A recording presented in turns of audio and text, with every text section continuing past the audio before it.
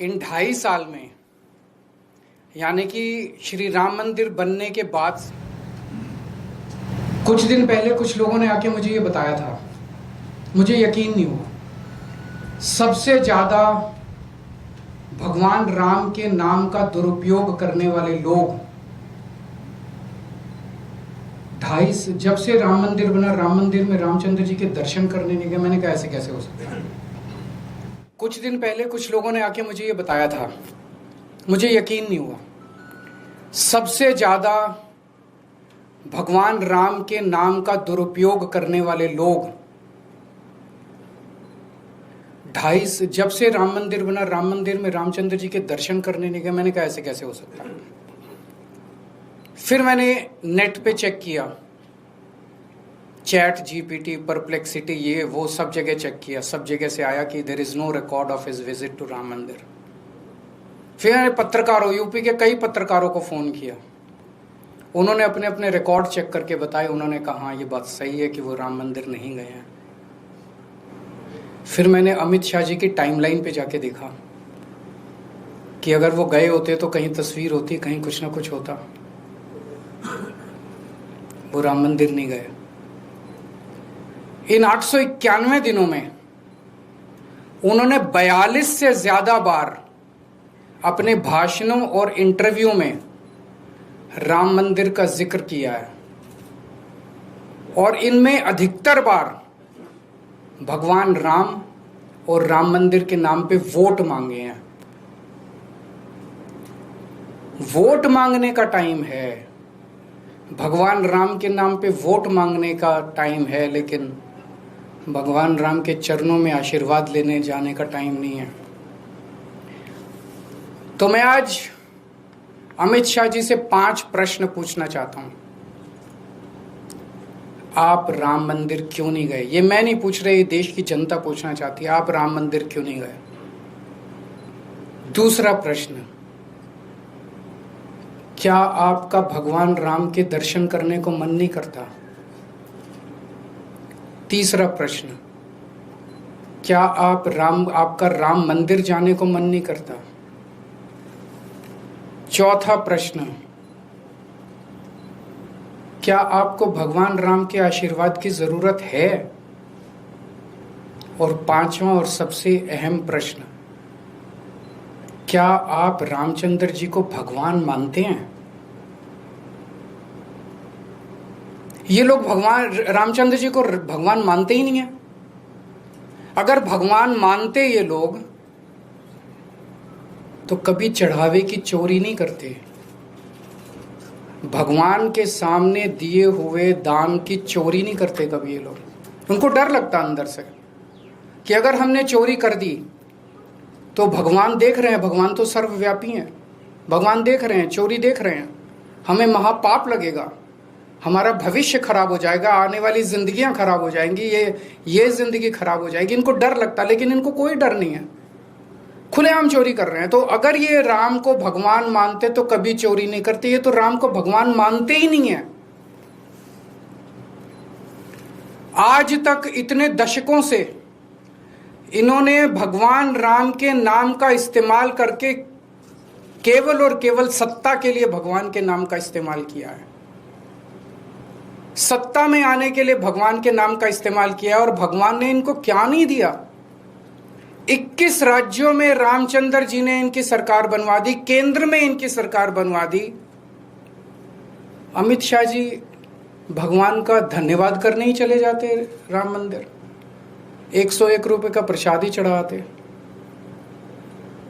लेकिन वो वहां नहीं गए। उनको भगवान के आशीर्वाद की जरूरत ही नहीं है। हर सनातनी आज पूरे देश में इस बात से पीड़ित है जिस तरह से चंदा चोरी, चढ़ावा चोरी हुई है, जिस तरह से, और बता रहे हैं कि ये तो टिप ऑफ द आइसबर्ग है जो अभी तक निकल के आया, अभी तो बहुत कुछ निकलना बाकी है। हर सनातनी दुखी है। और जब लोगों को आज पता चलेगा कि अमित शाह जी भगवान राम के नाम पे खुलेआम देश भर में घूम घूम के वोट तो मांगते हैं, लेकिन भगवान राम के दर्शन करने नहीं जाते, तो सोचो कि हर सनातनी के दिल पे क्या गुजरेगी। इन्होंने सनातन को केवल और केवल सत्ता और पैसे के लिए इस्तेमाल किया है। आज केवल आम आदमी पार्टी है जो सनातन के लिए सच्ची भावना से काम कर रही है। अभी पंजाब के अंदर मैं था, हमने हर शहर के अंदर वहां भजन संध्या का आयोजन किया जा रहा है। हजारों की संख्या में लोग आ रहे हैं। लोग कह रहे हैं इस तरह का सनातन के लिए काम करने वाला हमने कभी नहीं देखा। हम लोगों को खाटू श्याम जी, हरिद्वार, ऋषिकेश, मथुरा, वृंदावन, जब हमारी दिल्ली में सरकार थी, अयोध्या जी के हर जगह के हर तीर्थ स्थान के दर्शन फ्री में कराते थे लोगों के। अभी पंजाब के अंदर काली माई का मंदिर बनाया जा रहा है, पटियाला के अंदर उसका पुनरुद्धार किया जा रहा है। लव कुश का भव्य मंदिर बनाया जाएगा। हमारे सनातन के आदर्शों के हिसाब से बहुत बड़े स्केल के ऊपर गरीबों के लिए अच्छे स्कूल बनाए जा रहे हैं, गरीबों के इलाज के लिए अच्छे अस्पताल बनाए जा रहे हैं, मोहल्ला क्लिनिक बनाए जा रहे हैं, भ्रष्टाचार मुक्त शासन दिया जा रहा है, लोगों का पैसा जोड़ जोड़ के उनको सुविधाएं दी जा रही है, अच्छी बिजली, अच्छी सड़कें, अच्छी। जो सनातन है, सनातन आज अगर देश में सच्ची सनातनी पार्टी कोई है तो वो आम आदमी पार्टी है।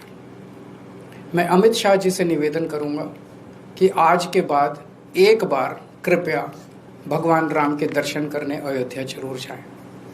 अगर आपका कोई प्रश्न है तो बताइए। जो एसआईटी बनी है उसको 15 दिन का और समय दिया गया है जांच के लिए अपनी। अब ये समय चलता ही रहेगा। ये सब आंखों में धूल झोंकने वाली बात है। इसके ऊपर मैं एक कल डिटेल्ड प्रेस कॉन्फ्रेंस एक और करूंगा। ये आंखों में धूल झोंक रहे हैं सब लोगों की। ये फर्जी एसआईटी है, फर्जी एफआईआर है, इन सब का कोई मतलब नहीं है। जो असली चोर हैं उनको बचाया जा रहा है। क्यों बचाया जा रहा है? पूरे देश के लोग पूछ रहे हैं क्यों बचा रहे हैं। बड़े बड़े लोगों को क्यों बचा रहे हैं? छोटे छोटे लोगों के पीछे पड़े हुए हैं। सर, आपके ऊपर में ये आरोप लग रहा है कि हर चुनाव से पहले आप सनातनी हो जाते हैं। पहले आप मैं तो अभी गया था, रुपये पे चाह रहे थे कि लक्ष्मी और गणेश जी दिखे। अभी पंजाब का चुनाव आने वाला है, इसीलिए आप राम मंदिर बार-बार आ रहे हैं, आप सनातनी की बात कर रहे हैं। आप मेरा छोड़िए ना, आप अमित शाह जी से पूछिए कि वो क्यों नहीं गए।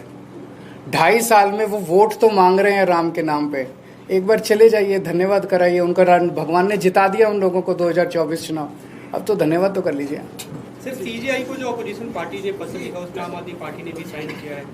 दो वो मुद्दे उसमें जो उठाए जाए हैं मुद्दे सही हैं, इसलिए हमने भी साइन किया। सर, एक पत्र और लिखा गया है। पाकिस्तान भारत के 100 लोगों ने पत्र लिखा है, पीएम मोदी को लिखा है, शहबाज शरीफ को लिखा है कि आज भगवान राम की बात करते हैं, बाकी सारी बातें बाद में। दान चोरी की है उनको कैंसर हो जाएगा। जिन्होंने दान चोरी की है वो उनको कैंसर हो जाएगा। प्रभु श्री राम उनको कैंसर देंगे और पूजा पाठ उनकी तुलना। भगवान श्री राम देखो, तीन लेवल पे उनका नाश होगा। जिन लोगों ने, इन लोगों को ये लगता है कि भगवान राम कोई पत्थर की मूर्त है, उनके चढ़ावे को चोरी करने वाले का कुछ नहीं होगा। उन्हें ये नहीं पता कि भगवान राम कितने शक्तिशाली हैं, वो सर्वव्यापी हैं, वो सर्वशक्तिमान हैं। वो जो इनको दंड देने वाले हैं, इन्होंने कभी जिंदगी में भी नहीं सोचा होगा। एक तो भगवान दंड देंगे, दूसरा कानून को दंड देना चाहिए। मेरे को उम्मीद नहीं है कि जब तक इनकी सरकार है कानून चोरों को दंड देगा।